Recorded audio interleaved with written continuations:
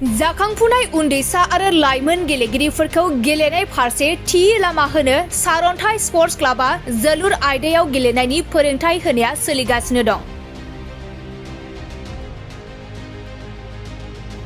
गेलेनाया देहानि मोनसे ब्यामल' नङा, गेलेनायनि जोहै आथिखालाव गावखौनो गाव जाफुंसार जानो हानायजों लोगोसे गावनि जिउ राहाखौबो दानानै लानो हायो।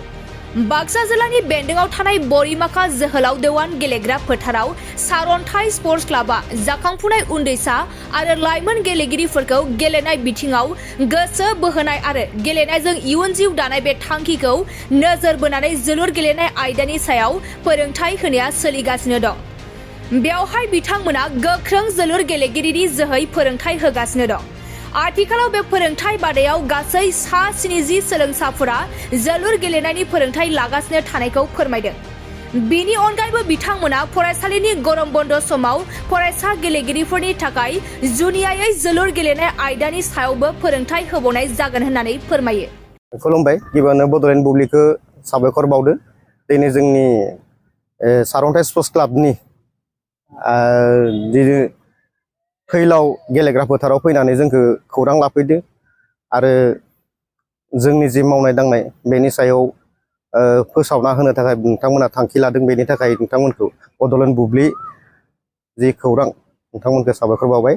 दा जोङो बाक्सा जिल्ला गेलेमु आफाद आरो आसाम अलिम्पिक एस'सियेसननि आन्डाराव, बाक्सा जिल्ला स्पर्ट्स एस'सियेसननि आन्डाराव थानाय जोङो सारन्थाइ स्पर्ट्स क्लाब, जोंनि गुबै जायगाया बरिमाखा। बे बरिमाखायाव सारन्थाइ स्पर्ट्स क्लाबनि बानजायनायाव जोङो प्राय 60 निफ्राय 70 जन जि हौवासा आरो हिन्जावसाफोरनि फुटबल गेलेनाय फोरोंनाय, बे फोरोंनायखौ जोङो जागायगासिनो दङ। आरो बेवहाय जोंनि उन्दै उन्दै गथ'फोर बिथांमोना जोबोद गोग्गोमैनो बाहागो लादों। बाहागो लानानै जिखिनि सोलोंथाइ हाबाफारि बेयाव नांथाबगासिनो दङ। जोङो जोंनिनो मोनसे समनि सेनियर गेलेगिरि, लोगोसे दा बर्थमान सि डिप्ल'मा लानाय कचनि बेलायाव बिथां जोंदाव बर', बिथांखौ जोङो थांनाय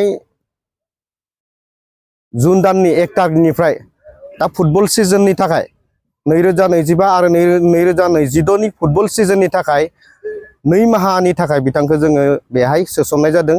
बिथाङा दासान्दि बेखिनि जि फुटबल गेलेगिरि बिथांमोनखौ मोजाङैनो कच होगासिनो दङ। कचखौथ' स्पेसियेलि जोङो 2 माहानि थाखाय लादों, नाथाय एडिसनेल मोनसे कचिं लागोन जोङो, एडिसनेल मोनसे कचिं केम्प खालामगोन जोङो जेब्ला फरायसालिफोरा स्कुल बन्द जागोन। बे फरायसालिफोरा स्कुल बन्द जानायनि गेजेरावनो, बे बन्दनि गेजेरावनो जोङो 15 दिन जोङो मोनसे फुल प्लेजेड सान हरनि मोनसे कचिं खालामनाय बेबस्थाखौ जों खालामगासिनो दङ। बेखायनो आङो नैबे निउसनि थ्रुयै आं फोसावनो सानदों, जोंनि बरिमाखा ओनसोलनि जेसेबां फुटबल गेलेनो लुबैनाय फरायसाफोर, फुटबल गेलेनाय